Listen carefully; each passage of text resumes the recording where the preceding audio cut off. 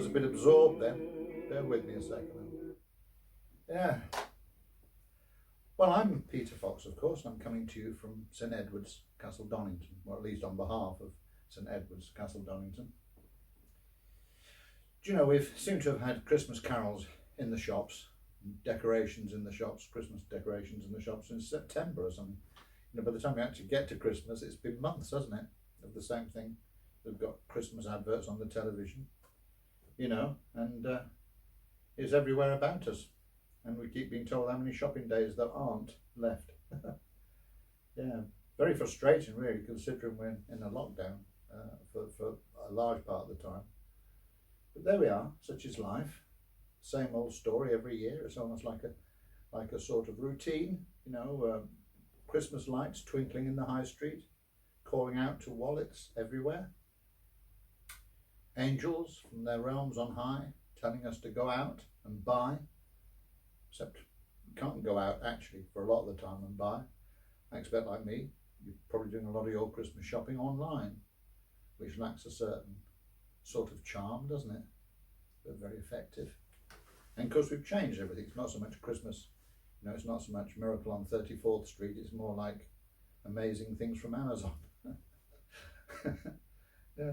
And there's always the delight of something arriving from, you know, online and not being quite as big as you remembered it. I mean, you know, you look at it on the computer, it seems huge, and then it arrives, this little titchy thing, and surprise!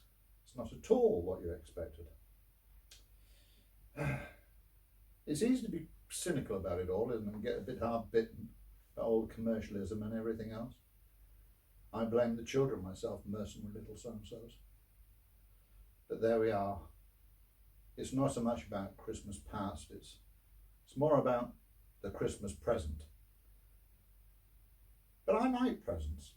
I mean, let's be honest, I love it. I love it all. I like giving them, I like getting them.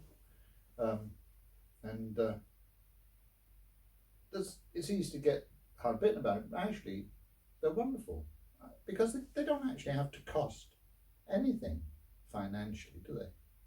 Good presents, really, much more about imagination and consideration than they are about spending a lot of money. That's what I think anyway. I mean, if you look back, probably think back and you'll be able to remember previous Christmases, perhaps, or birthdays. There'll be certain presents that you've had through your life that really, really stand out to you as being special. And more often than not, it had nothing to do with the cost, the price. I mean, it might have been somebody giving you something of their own. It might have been being given someone else's treasure, you know, something they've always valued and loved, and then they give it to you. They want you to have something that they love themselves. Or it might be it's just about somebody thinking about you. They might just have noticed that there was something you really needed, and they went out and got something that they thought you really needed and really wanted. Or they perhaps just gave a lot of thought to what kind of thing to get you.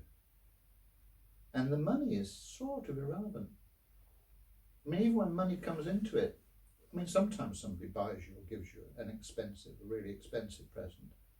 But it's not so much even then about the money, is it? It's about the fact that they cared enough about you so that money wasn't going to stop them giving you what they really wanted you to have.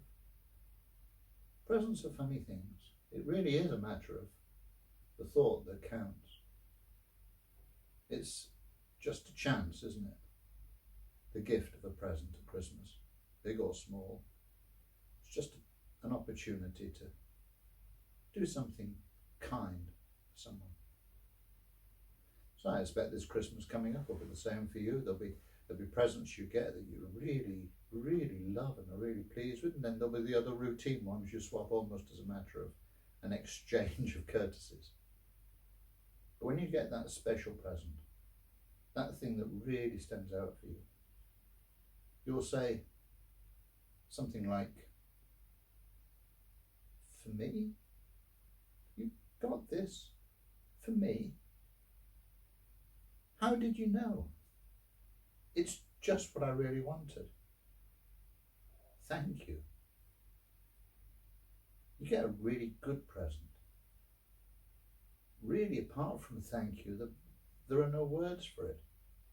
It's just so special. And you know, as you receive it, you might even say, oh, you can't give, this is far too beautiful for me. I don't deserve this. Now that's grace. That's what grace is.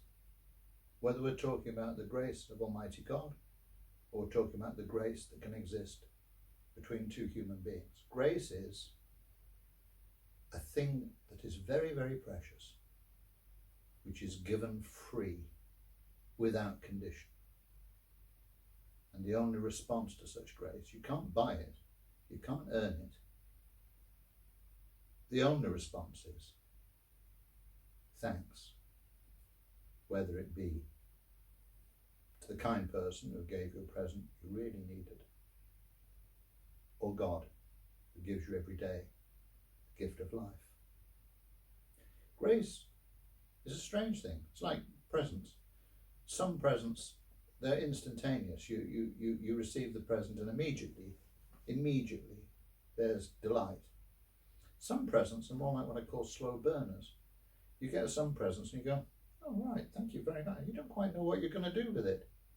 Very often they turn out to be the best, because it's like you unwrap the present from its wrapping paper on Christmas Day, but you actually take years unwrapping the meaning of that present.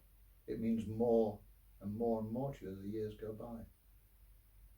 It's like a little boy who was desperate for a bicycle. He really, really wanted a bicycle. And when Christmas morning came, instead of getting a bicycle, he got a guitar, which wasn't actually what he wanted.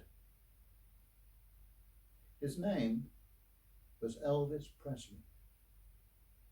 So that guitar turned out to be a really good present.